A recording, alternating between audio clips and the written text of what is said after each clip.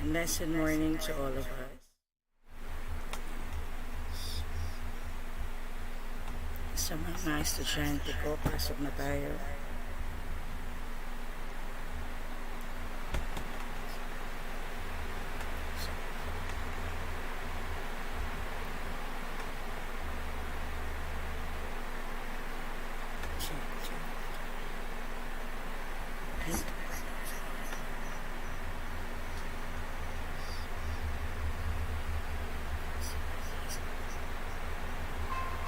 Araw-araw na namin. Ayan, so wala pa po yata sila.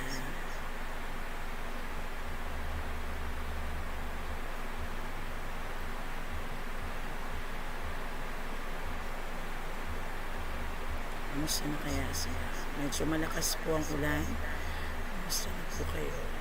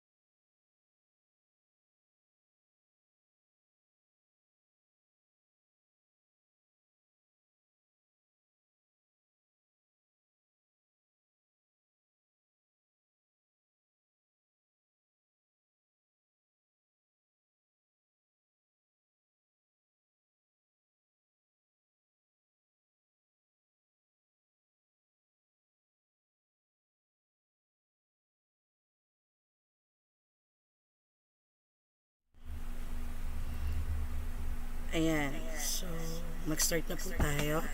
So, ang ating pong icebreaker, medyo mahirap pong magsalita.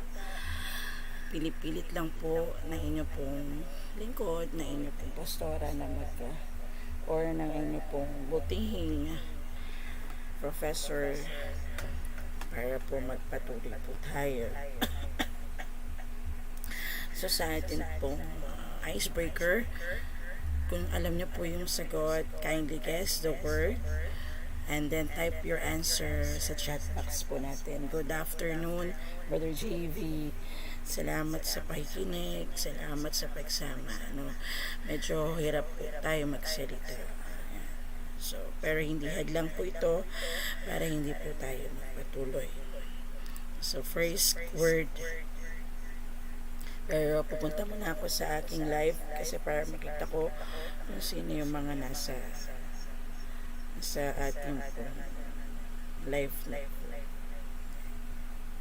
Sa ngayon, parang nakikita ko pa lang po ay si Mother JV. Ayan, siya pa lang po yung nasa live natin.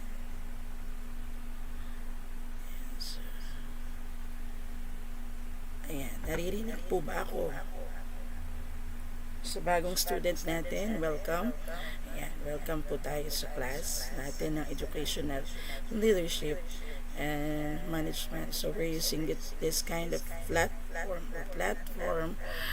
para po hindi rin po ako mahirapan kasi mamaya video na lang po yun. Video na lang po yung magpapaliwanag ng ating lesson. So, about supervision. So, last time, pinagawa ko po kayo ng yung pong mission, vision, if you will be having your own school, if you will be deciding to have your school, gumawa kayo na inyong mga 5 objectives bilang para sa mga students, for the curriculum, for the syempre yung teachers, yan. Syempre yung para sa school. So, meron kayong ginawang objectives. So, base dun sa objectives ninyo, meron din kayong mga bagay na isinulat, no? At nabasa ko rin po inyo pong hopefully hindi po kayo kumopya. No, yan. Siguro reparation na lang if ever you have the idea of putting your own school as a Bible school. Ayan, or a learning center or a preschool. So, yan. O, yan. Kung kayo naman po ay magpuput up ng inyong Bible school, napakaganda po yan for us, no? Na mga educational major or education major. At lalo tikit as a Christian education, no, na pinili at tinawag ng Diyos. Sabi nga natin 2 Timothy chapter 2 verse 2, and all the things that you have learned from me in the presence of many witnesses, this entrust you faithful man who will be able to teach others. So mag-present lang po if ever you are nasa live natin. So, the first word that you need to guess ay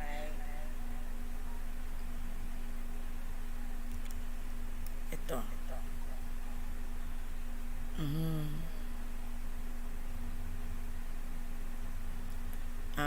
Ready na po tayo? Ready and start. Sino po ang nakapag-guest? Yan. So, nagbabuffering po ba ako? Sa inyo? Siguro kasi dahil malakas po ang ulan dito sa amin.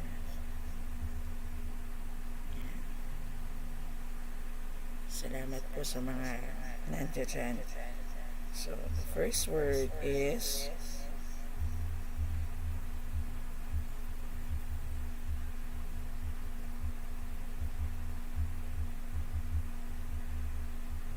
yan.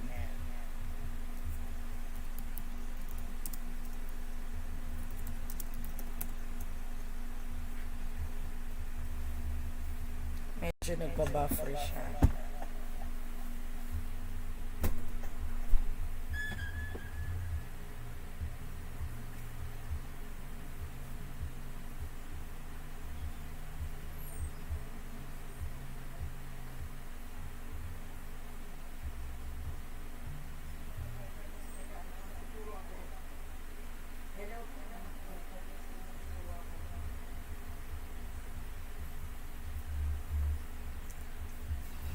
Iyan.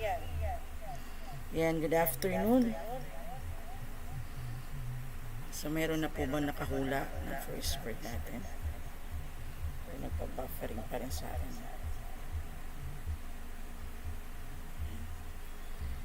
Hello po sa mga bagong pasok. And good afternoon.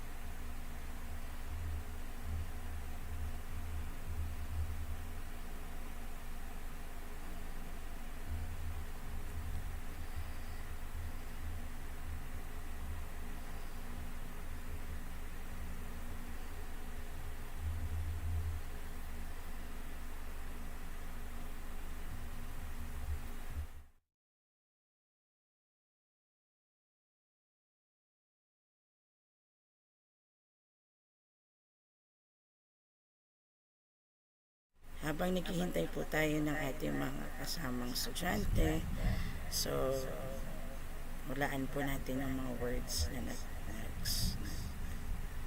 represent po sa ating pong. So next word ay 1, 2, 3. Baka po ako'y magkamali. Next word.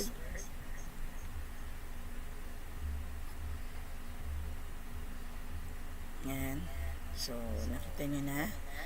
And then, kung sino po yung mga nakahula ng word, yan, may 30 pesos na load po. 30 lang. Kasi pag-apat po itong salitang ito eh. Yan, 4. And then, next word. Nahulaan nyo yan, pakitype na lang po.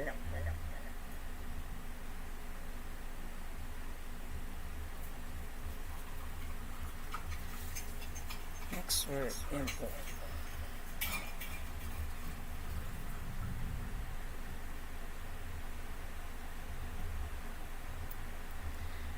Yan, so kung nahulaan nyo na po, I will be counting 5, 4, 3, 2, 1.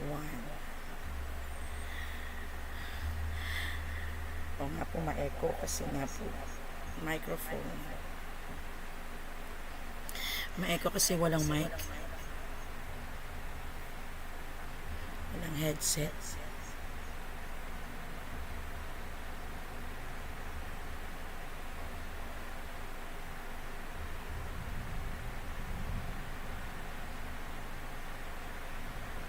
Yan, and next word.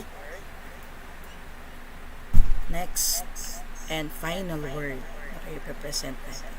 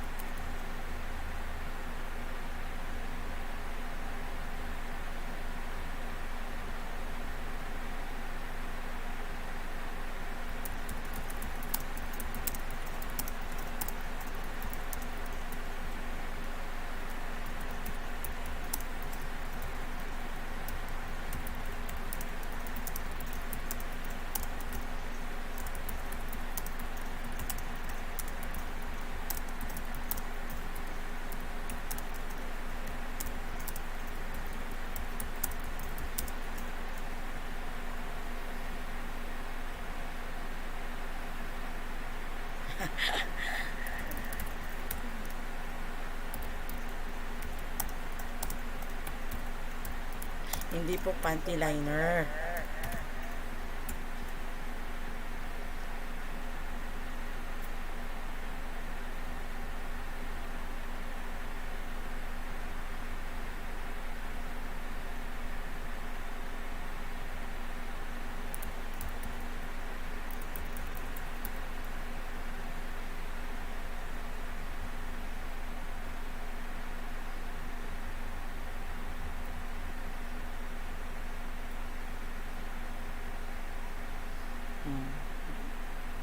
Okay, nakuha na po yun. Never give up.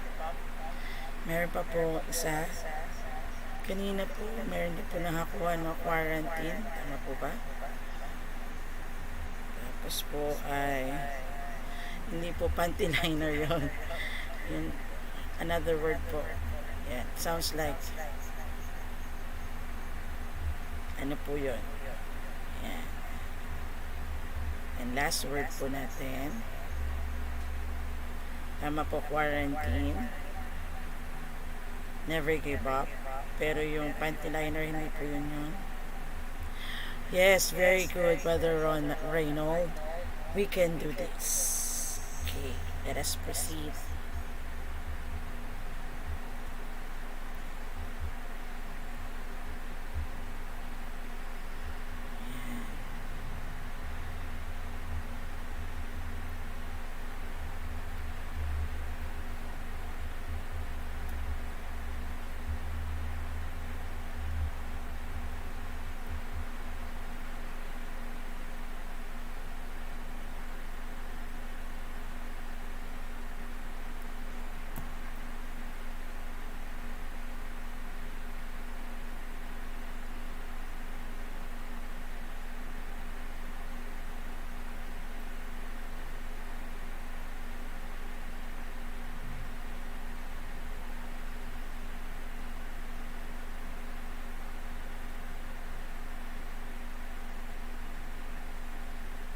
So let us listen at makinig po tayo na maayos. Kaya na po magsulat po tayo.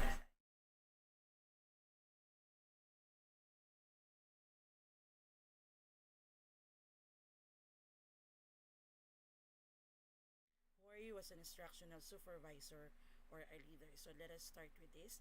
At natutulungan na po ako ng video para magsalita. Yung medyo hirap po ako magsalita. Ayan. So pakinggan po natin ang ating pong video.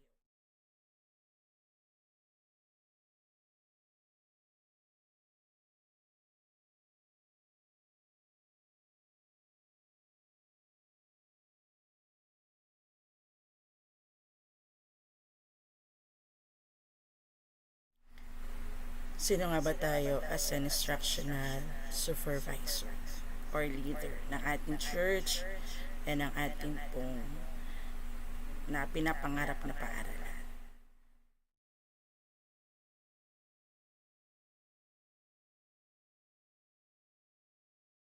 Tatlong bagay na kailangan natin para sa isang maayos na paaralan ay we need to consider three factors: the students, the teacher, and the administration, para maging maayos ang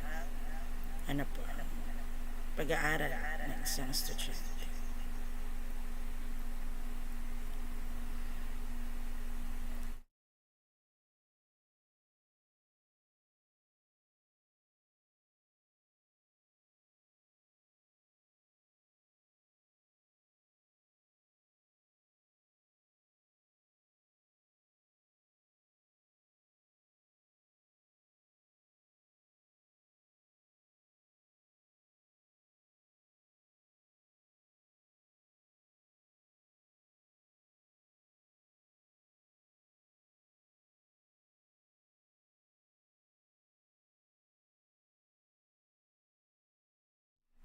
What is instructional supervision? So it is a professional, continuous, cooperative process for the improvement of instruction. Sabi nga natin, when we say administration, dito nakasalalay po yung kaayusan ng isang leadership ng paaralan. So yun po. At kung titingnan po natin din po mahalaga po yung vision and mission ng ating pong paaralan, and it takes yung line na dadaanan ng ating school, no?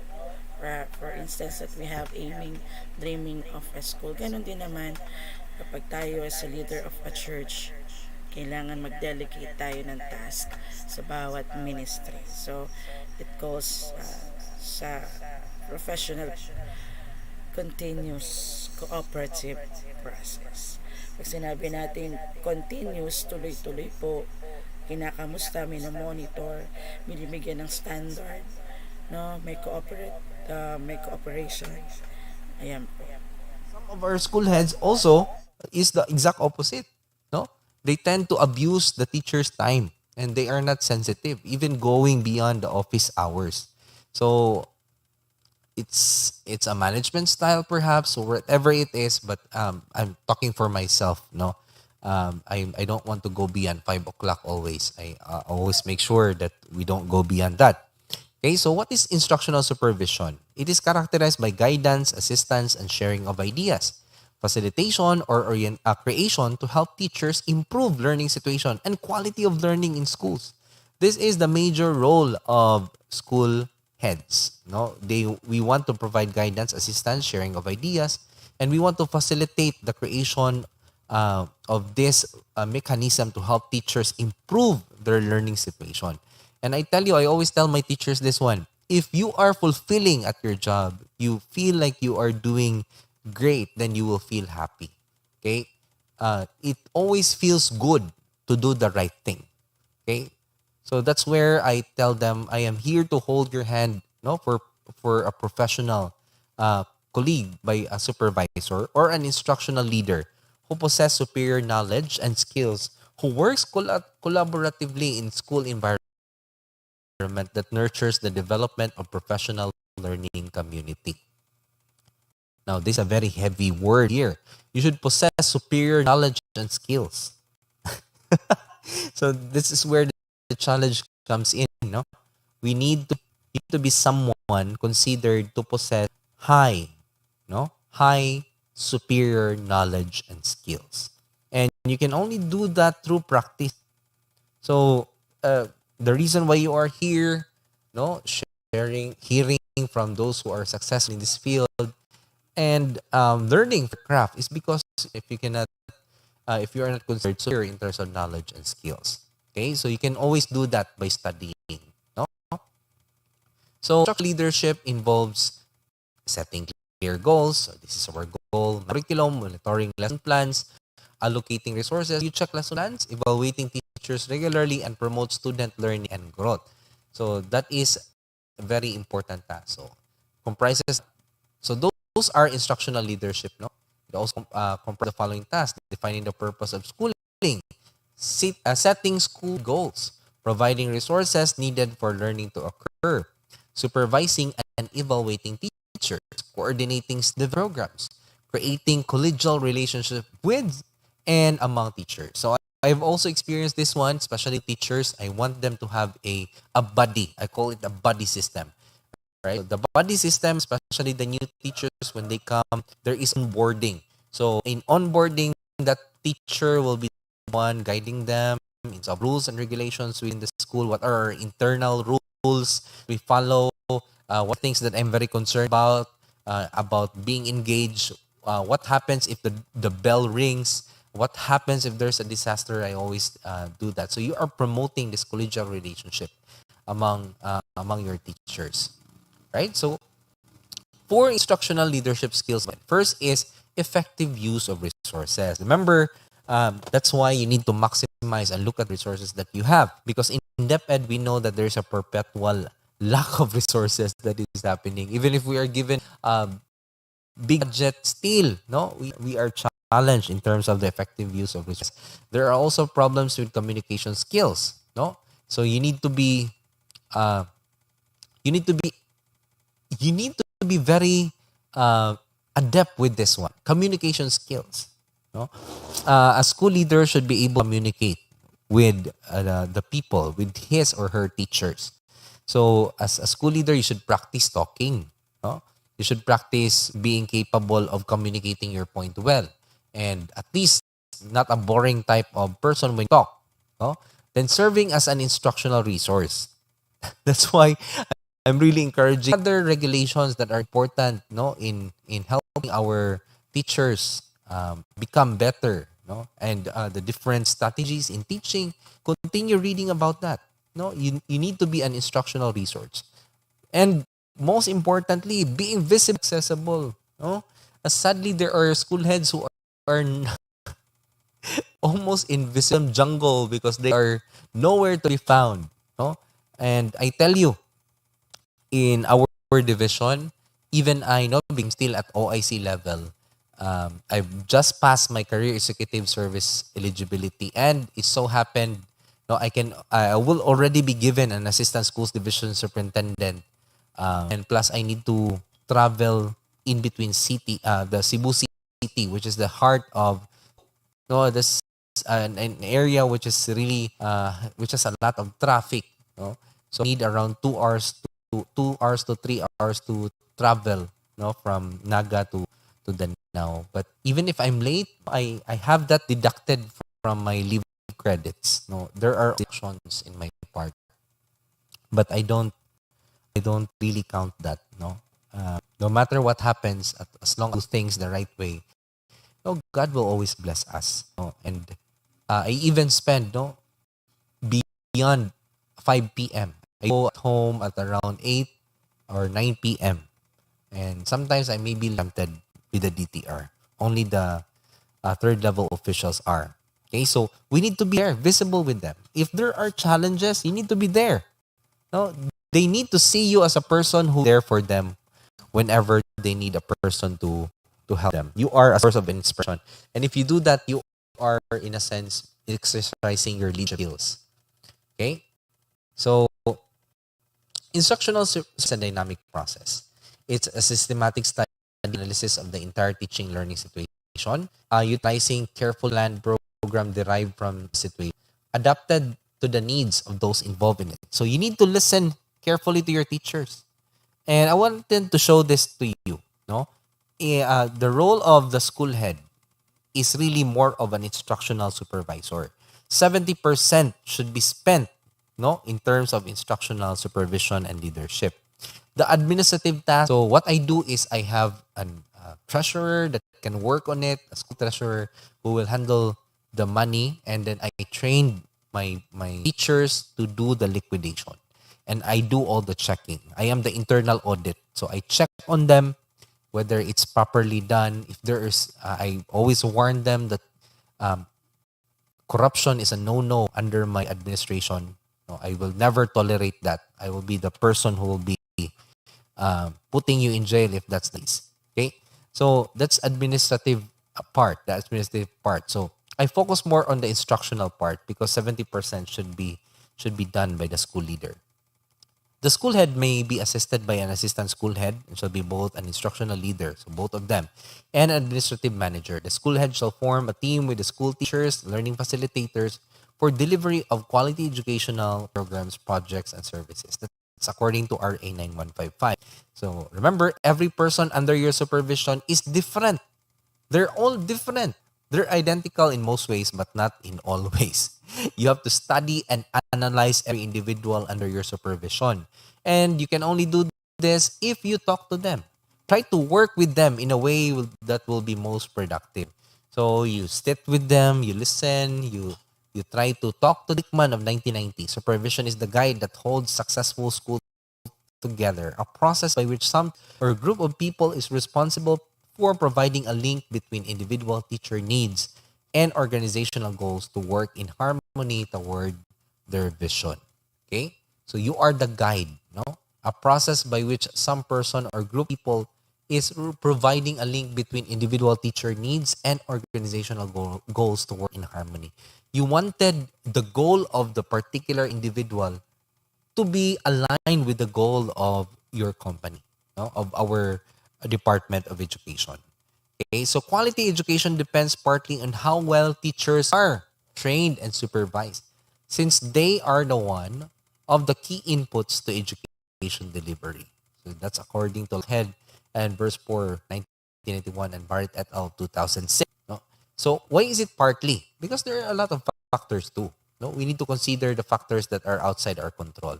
Many education experts rely strongly on school supervision system to monitor both the quality of schools and key measures of its success, such as student achievement. Okay, remember, the ability to learn is the most important quality of an instructional supervisor can have. I cannot emphasize this enough, huh?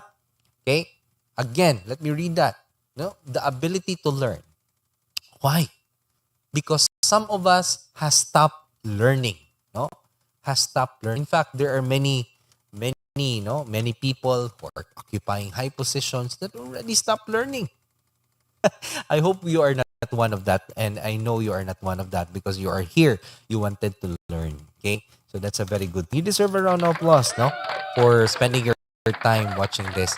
Okay, so and listening to this lecture, you need to um, continue learning, the ability to learn. So if you stop going to school, if you stop listening to trainings, webinars, seminars, no, face-to-face seminars are coming, huh?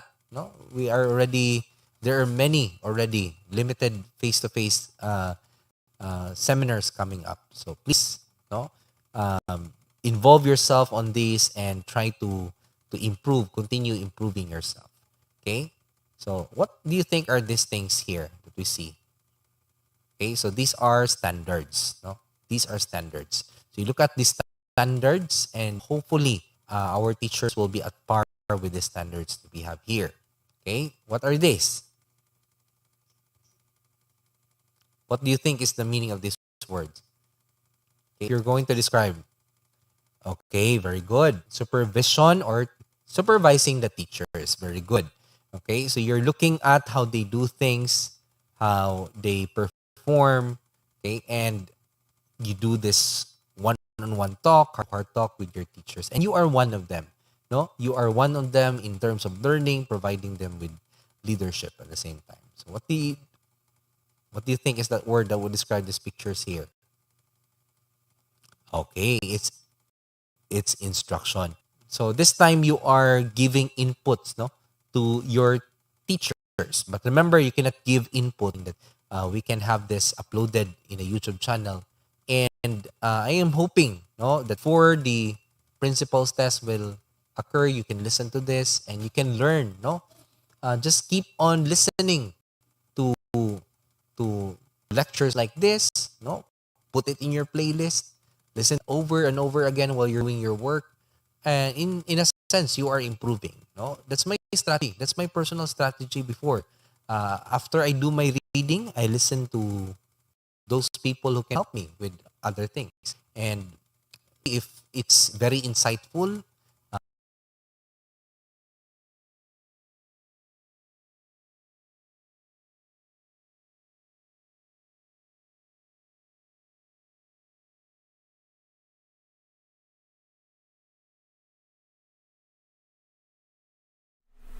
And so instructional supervision and standards. So we have standards, no?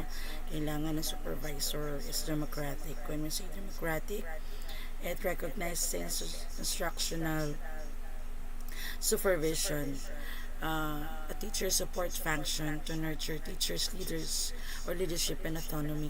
So, sinusuportahan ng ating pong mga administrator and supervisor yung ating mga kaguruan, no? If ever you are selecting your teachers, no? Uh, and you are supervising your teachers, kailangan recognize din natin yung kanilang kakayanan and supportahan natin. Let us promote and facilitate activities that will develop self-directed lessons o kaya lang kanilang mga activity na balikan ko yun. Yan. And balikan ko yun. So, yan. Kailangan let us utilize the procedures that promote and open communication and collaboration and mutual trust. So, sa pagiging democratic supervisor, kailangan ay binibigyan din natin ang mga kaguruan whenever they want to to hear their voice, bigyan natin sila ng pagkakataon din na magsalita at marinig ang kanilang mga tinig. So let us have a collaboration and mutual trust. Yan, kung kayo po ay magkakaroon ng sariling paaralan or you're doing or pastoring a church, kumusta ba no, ang leadership, instructional leadership ninyo? Yan, is it democratic? Yan. So, makikita po natin, no? Yung pang-apat po, it recognizes the teachers or the workers kung atin pong pa-facilitate at titignan sa isang church, no? Yung strength nila, yung needs nila, pinoprovide din pa natin yung opportunities na sila po ay lumago, mag-grow, and supportahan yung kanilang learning environment.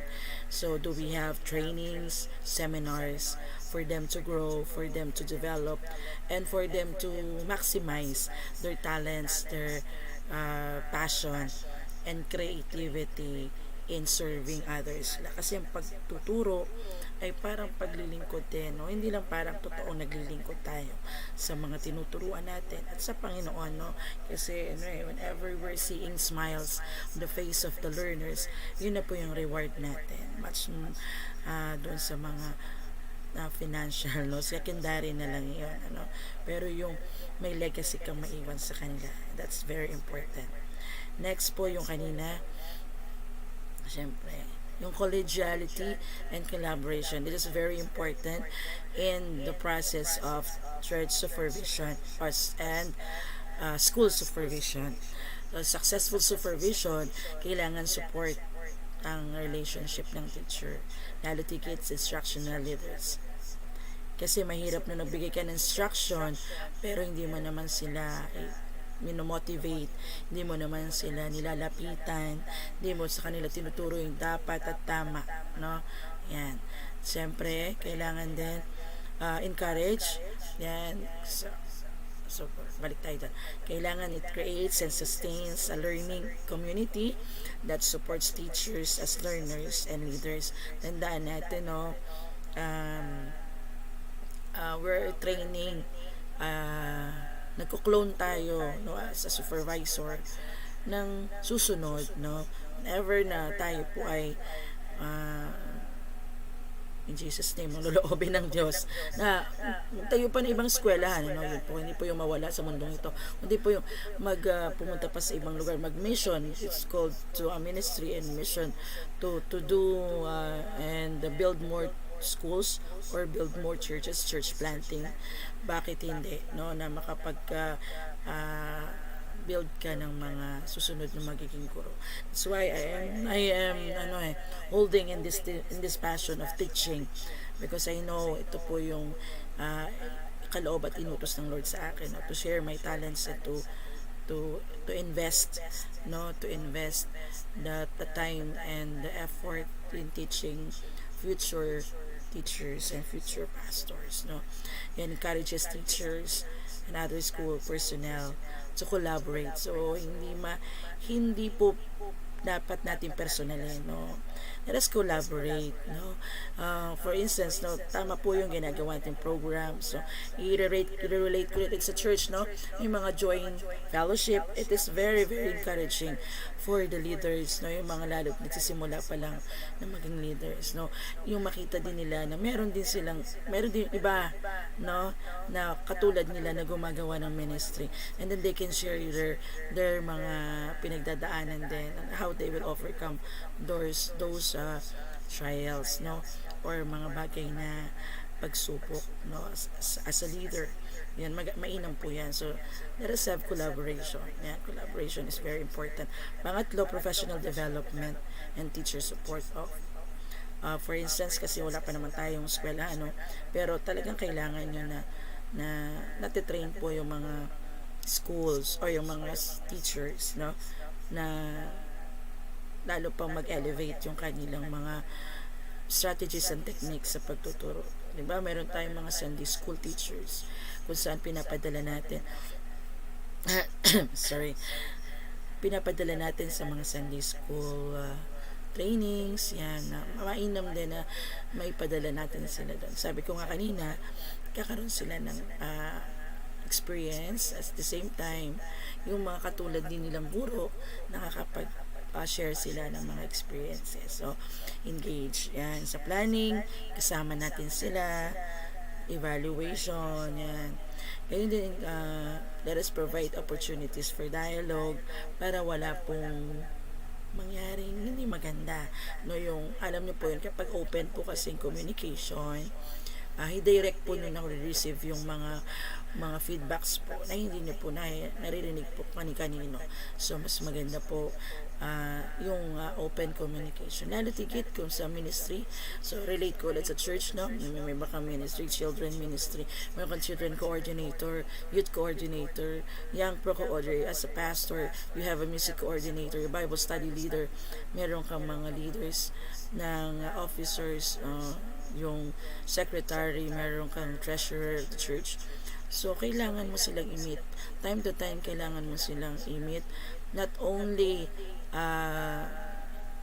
mag-meeting, evaluation, but also for bonding and relationship. Kasi baka sa iba sila maghanap ng ng bonding and relationship, no? Kaya dapat na ibibigay ito mismo ng church or ganoon din sa school na fa-facilitate ito ng supervisor, ng administrator para masaya sila sa kanilang mga ginagawa, no? Hindi na sila maghanap pa kasi masaya sila. So, yun po yun. So, pangatlo, pang-apat, ayan, teacher support. Teaching. Provides differentiated professional development activities such as teaching assignments. So, bigyan natin sila ng mga assignment, no? Bigyan natin sila ng pagkakataon na mag-deliver ng isang pagtuturo. Ayan. Para lalo silang matrain. And then, syempre, dapat nandudong ka na observe mo siya how siya magturo. Kaya nga po meron tayong sa public school, meron tayong demo teaching. Sa private school, meron din dapat no, para ma-assess din natin kumusta yung mga guro natin. Baka nagtitinda lang sila sa klase. Ganun po, no? Kasiraan po ng paaralan yan. Gayun din naman, relate ulit sa church. So, as a Christian educator, kung nasa simbahan naman tayo, monitor din natin sila. One of your midweek service, assign mo sila, and then upuan mo din sila. Masarap kaya na hindi ka palaging sasalita, pakinggan mo naman sila, ikaw naman yung matuto sa mga members or leaders na inassign mo, no? And then check by one by one asan sila kailangan pang mag-improve at kailangan pang tutukan. Sabi nga mas mainam na nasasabi natin sa kanila yung improvement. Yan. Encourage teachers to engage in self-assessment. Siyempre, evaluate din nila yung sarili nila. Ayan. Sa atin, pag Christian, evaluate mo yung sarili mo. Kumusta ba yung devotion mo kay Lord? Ayan. Prayer life mo. Kumusta naman yung relationship mo with others? Ayan. Kasi nare-reflect yung relationship mo sa Lord kung paano mo itatrato yung iba. That's professional development pagdating sa simbahan. Ethical teaching. So, ethical teaching serves as to establish a healthy supervisory relationship. So, sabi ko nga kanina, time to time, check mo baka naman late lagi, diba? Or baka hindi na base sa curriculum yung tinuturo. Bisita-bisita ka sa mga rooms, classrooms, curriculum, yan. Kumusta na, saan na ba kayo, ano na lesson nyo ngayon? Kasi the more na meron kang pakialam, meron kang pangumusta, the more na na-encourage yung guro na gawin din yung part niya. Ay, meron palang pakialam sa akin. Yeah, meron pala. Nanonotice din pala. So, kailangan din natin ng mga verbal appreciation. Yan. So, kahit mga simple gifts din, mga non-verbal appreciation. Yan. So, let us encourage, tandaan natin, mahirap na ngayon pumili ng mga guro katulad ko. I have my own school. Mahirap na kasi they are aiming for high salary, and then some of them are more on benefits, no? Kaya sa private schools, talaga ang pang ano ko na lang is this is a mission, this is a ministry. Kaya yung aking challenge sa kanila sa yung maging part sila ng buhay ng mga estudyante, relationship. Kaya hindi po ako iniiwan ng aking mga guro. Siguro yun po yung importante, relasyon. At hindi ko din naman sila pinipigilan kung gusto nila lang umalis kasi may mas malaki pang opportunity naman sa labas. Lalo tigit, they are longing for greener pastures.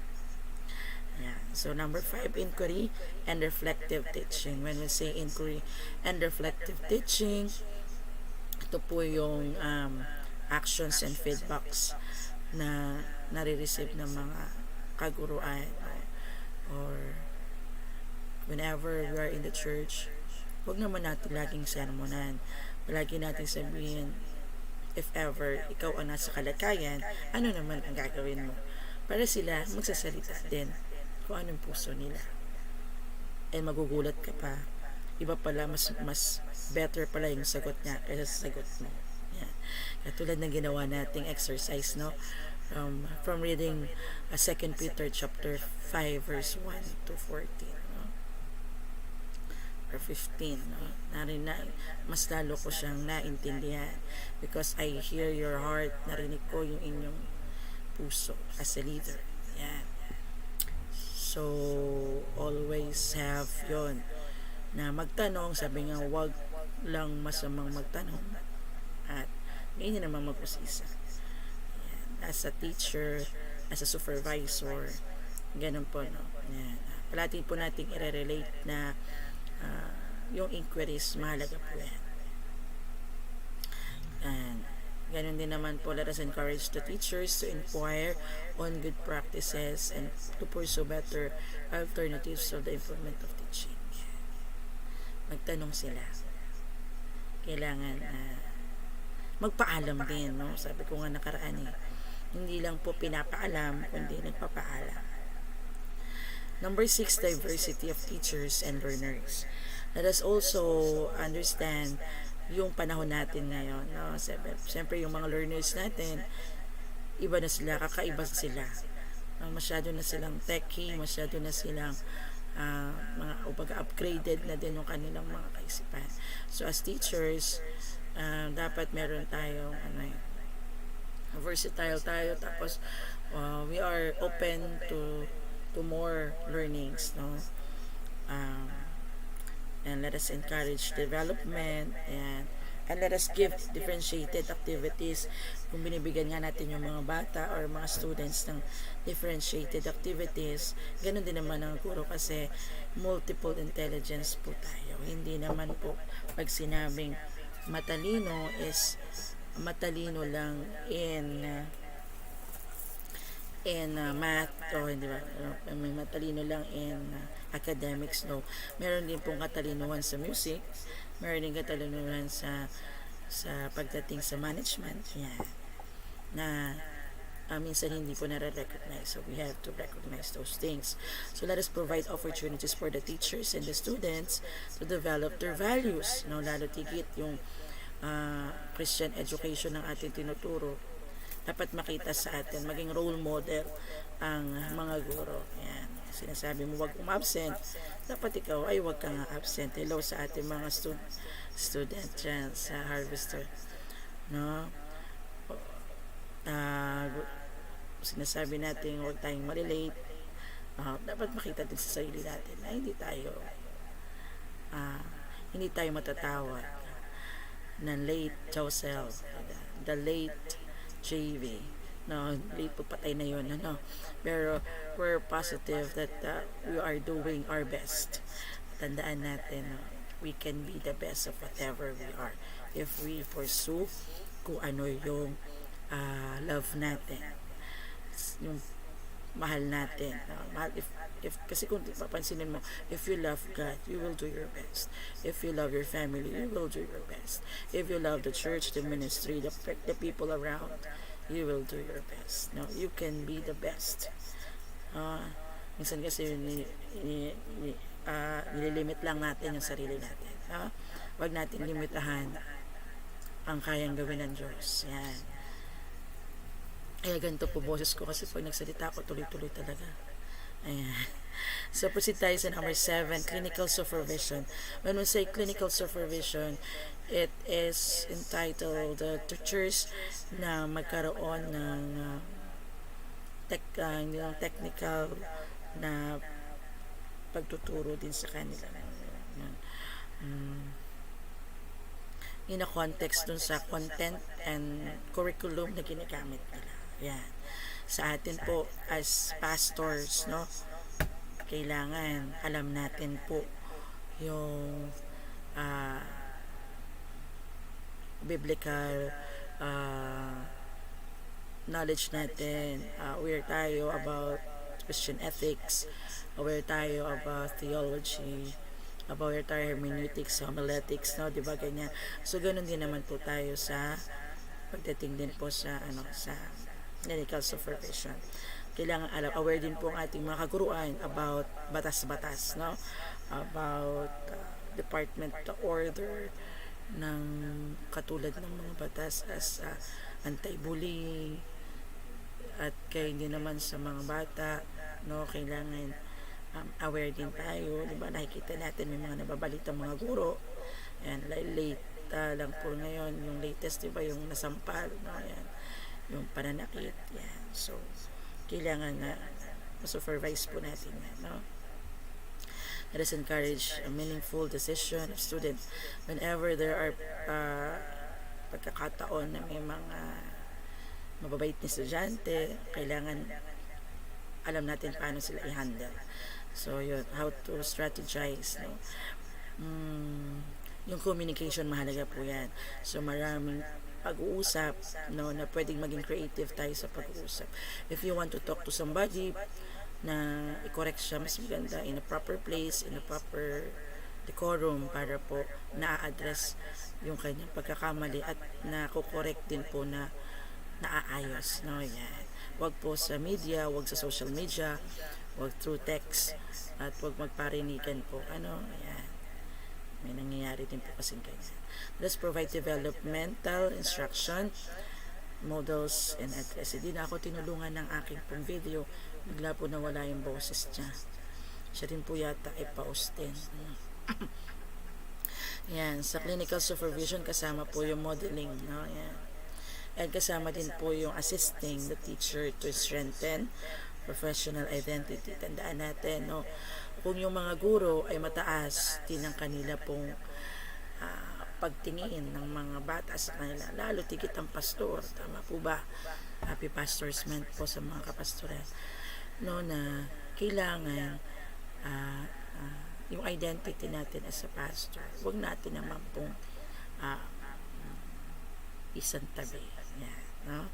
Let us be careful, let us reflect yung ating personal life sa life na gusto ng Lord, no? As a pastor, as a teacher, ganun din po sa bilang guro, no. Tandaan natin ang mga bata, lahat napapansin sa atin. When I'm teaching preschool, lagi nilang nakikita pag meron akong ipit na bago, Sir, ang ganda ng ipit mo, Sir, ang ganda ng damit mo. So lahat napapansin nila. So lalo tigit yung ginagawa mo sa kanila, how you treat them. Kaya maging aware tayo, evaluate tayo, no. Kaya nga we wear different hats in front of the child, in front of the learners, no, kasi nga gusto natin ma-impart natin sa kanila yung dapat. Pangwalo, formative teacher evaluation. So in instructional supervision, kailangan ay merong formative teacher evaluation.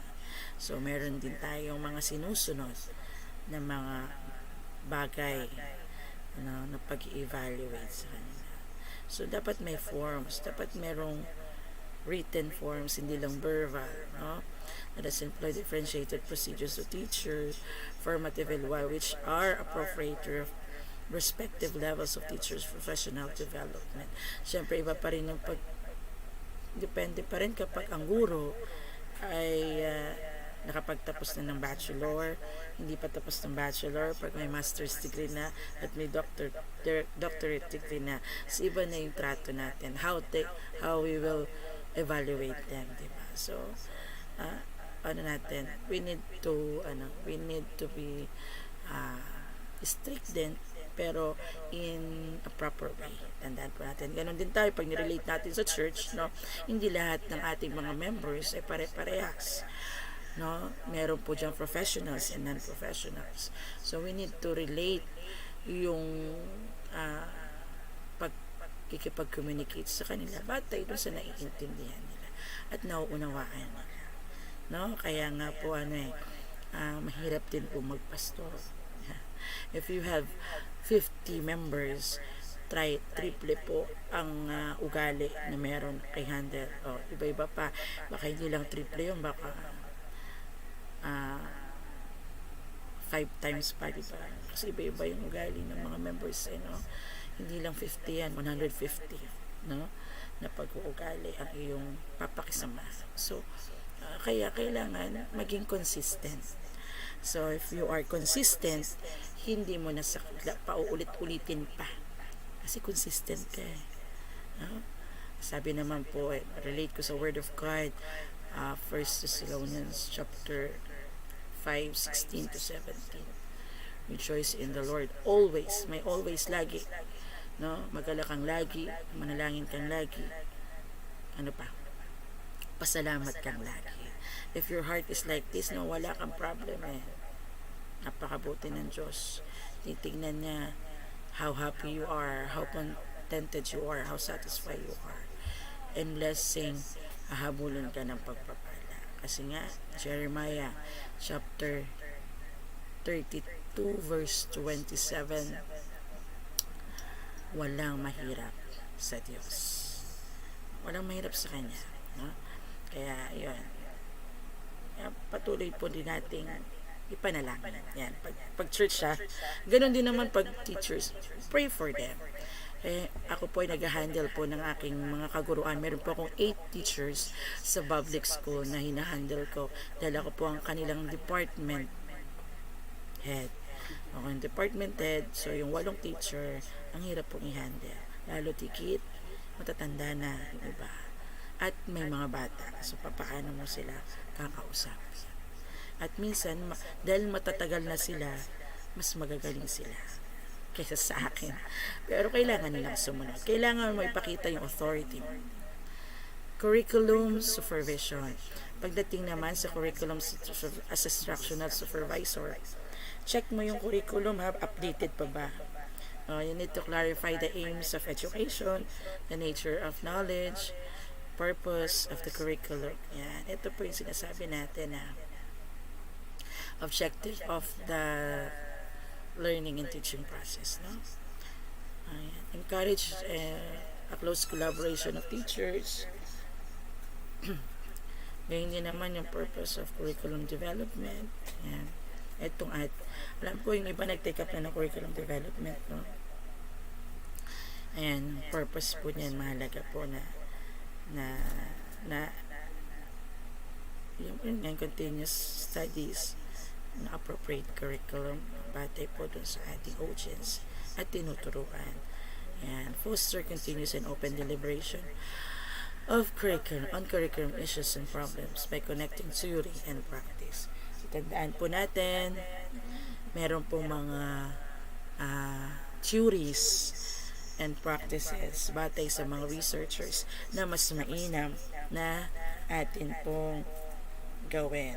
Sabi nga, sa curriculum supervision, tandaan natin as a teacher, lalo tigit yung mga nagtuturo sa Sunday school, ng preschool, ng mga ages 3 to 7 years old or 6 years old. No? Tabula rasa. What is the meaning of tabula rasa? When we say tabula rasa, the brain of the child is like a blank sheet of paper. Kung ang ituturo mo ay mamali, dadalhin na yan hanggang paglaki. Kaya dapat i-correct natin yung kailangan tayo masinsin tayo sa paggawa ng curriculum natin na talaga yung basis ng ating tinuturo ay tama at may katotohanan. Bakit? Kasi dadalhin na yan niya hanggang sa paglaki. Kaya nga, the brain of the child is like a blank sheet of paper. Ikaw ang maglalaman yan. Sabi ni teacher ganito, makipaglaban pa nga yan sa mga magulang nila. Hindi, sabi ni teacher, dapat ganyan. Diba? So, as a teacher, kailangan aralin ng mabuti. No? O, i-relate naman natin sa church. As a pastor, aralin mong mabuti. Pag-isipan mo, ipanalangin mo, not only worldly knowledge but also within the wisdom of God. No, yan. Kasi mahirap din kung hindi natin ito pinag-aralan. Proverbs chapter 22 verse 6, train up a child in the way he should go, and when he is old, he will not depart from it. Maganda sa Tagalog, ituro mo sa bata ang daan dapat niyang lakaran upang hanggang sa kanyang paglaki, hindi niya ito malilimutan. Hindi nga niya malilimutan yung mali mong naituro, di ba? Kaya kailangan bata pa lang i-correct natin kung mali na may mali. Sino po ba yung kinain ng malaking isda? Baka ang turo nyo si Joseph, hindi po, no? Si Noah. Kung naituro niya, i-correct mo agad, dadalhin niya po yan hanggang sa kanyang paglaki. Okay? Check your curriculum. Check your lesson plan. Okay?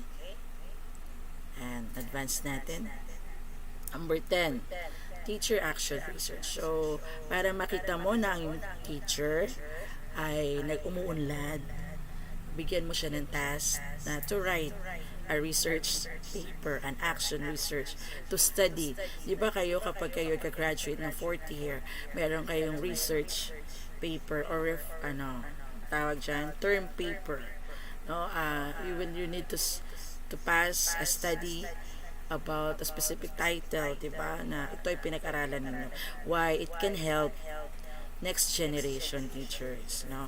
Kapag meron kang action research. Halimbawa, an action research about your church, bakit nawawala ang mga membro. Pwede yan, no?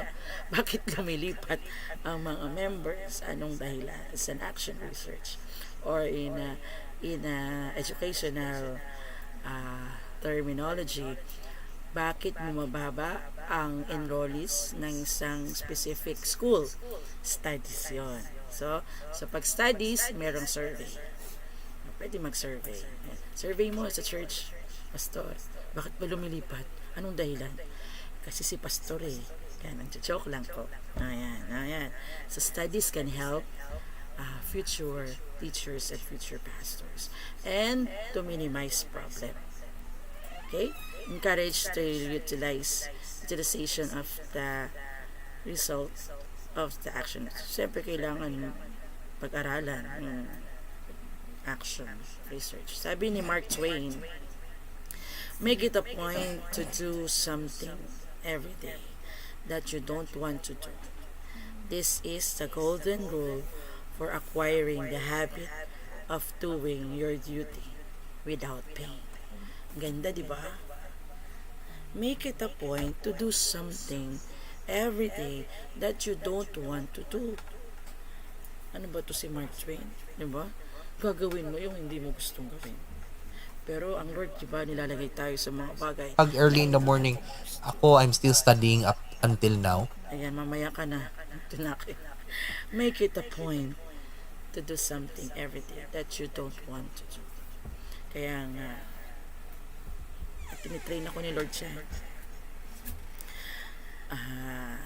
Yung mga bagay na ayaw kong gawin kasi mas gusto ko pa muna magpahinga, matulog, ganyan, di ba? Pero sabi ni Lord, make it a point to do something every day that you don't want to do. Noong unang panahon, ayaw ko mag-visitation. Pero kinukonvict ako ng Lord na mag-bisita. So baka kayo kinukonvict din kayo ni Lord. Now check your students, check your learners. Appreciate your learners. Have a gratitude, a heart of gratitude, no? Kahit small things, no? Kung hindi ka dati mapagpasalamat, Okay? Do things that you don't want to do. Why? Because in this, you will have a habit of doing your duty without pain. Kasi nagawa mo eh. Hindi ka nahirapan. Natanim na sa isip mo na hindi naman pala may hirap. And then, Jeremiah chapter 32, verse 17 and verse 27, walang mahirap sa Diyos. Walang mahirap. There is no pain. Walang hindi natin kayang pagtagumpayan. Kaya yan, I know you will be a successful pastor and teachers if you will do ina-advise ni Mark Twain. Sabi nga ni Mariam Defensor Santiago, those who like me, raise your hand. Those who do not like me, raise your standards. As an educator, as a pastor,